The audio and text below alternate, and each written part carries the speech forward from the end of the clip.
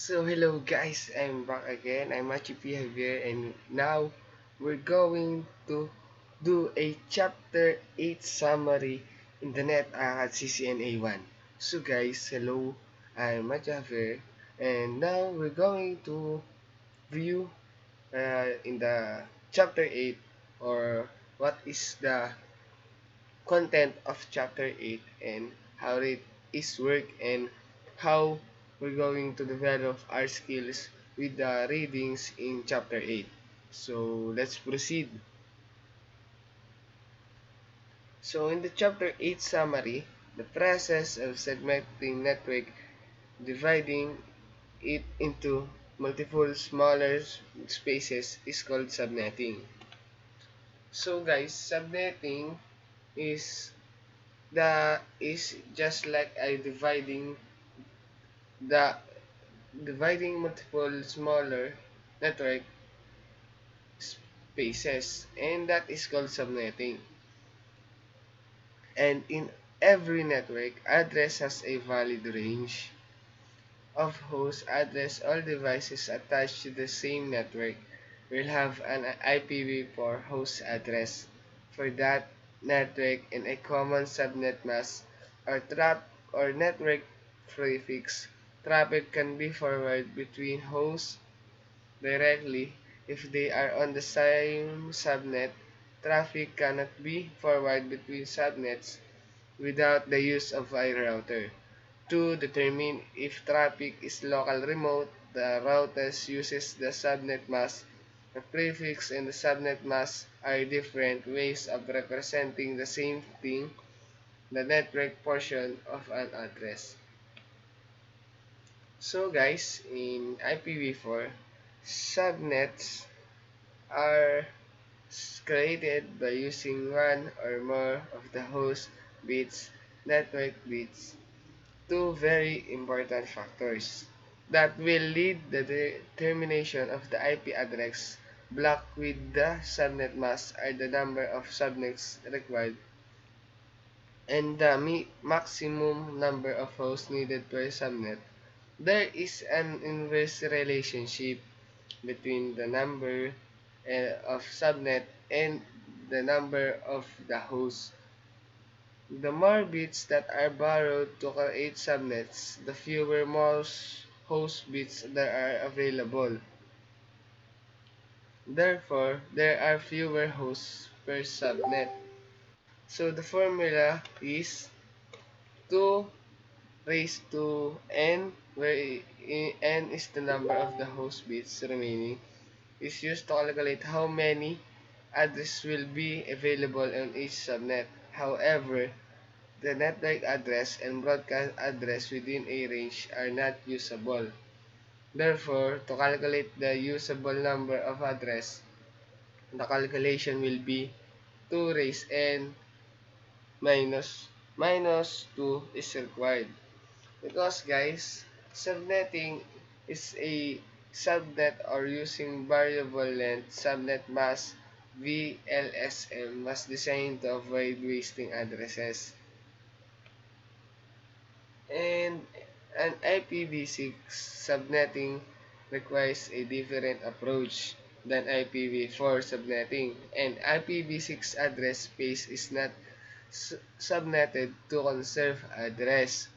Rather, it is subnet to support hierarchical logical design of the network. So while IPv4 subnetting is about managing scarcity, IPv4 subnetting is about building an IP hierarchy based on the number of routing and the networks they support. Careful planning is required to make best use of the available address space. Size, location, use access, and requirements are all consideration in the addressing planning process. After it is implemented, an IP network needs to be tested to verify its connectivity and operation performance. So, all of that is in the content or all of we know about chapter 8. So some of it or some of that is consists of what we talk about subnetting and IPv4, addressing schemes, address schemes, and explain the consideration of implementing IPv6 network to another IPv6 or IPv4. So guys, in this, we're going to talk about another is or we a recap for subnetting an IPv4 network. So there are broadcast domains, the other devices and services. And other devices address resolution or ARP, which sends layer 2 broadcast an IP address on the local network discovering the isolated MAC address. The services dynamic host configuration or protocol DHCP, which sends broadcast on the network to locate a DCHCP server. So there are problems, reason for subnetting, outlet boundaries, subnetting the outlet boundary, classes of subnetting, video demonstration of the subnet mask. There's some video in the chapter 8 that you can play so that you can subnetting in binary and ending, convert IP address and subnet mask to binary and logically end and result is network address for an original IP address. Class full subnetting, class A, class B, and class C. So there are so many video demonstration in there that as you can see, and there are so many also activities that you can use there to know more about. For example, there are video demonstration that creating two equal size subnet, and you can make that the earlier. Do not forget the subnetting formulas, which is 2 raised to n minus 2, and subnetting topology. So guys, all of as said earlier in the first place is all about that, and we're going to see how it is work or how we will provide of subnetting based on network requirements. Host devices used by employees in the engineering department in one network and management in a separate network. So all of it is about calculation of IPv4 subnets. The objective there is to determine IPv4 address subnetting and calculate IPv4 subnetting. So there are addressing schemes also that network address planning. Planning requires decision on each subnet in terms of number of hosts per subnet and how host address will be assigned.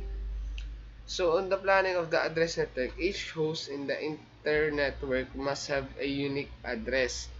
Because guys, if you do not have a unique address, it was easy to type and it may be hacked or some other virus can enter your computer, and need proper planning and documentation. Must provide and control access to servers, and layer 3 static address assigned to server can be used to protocol access server to that server.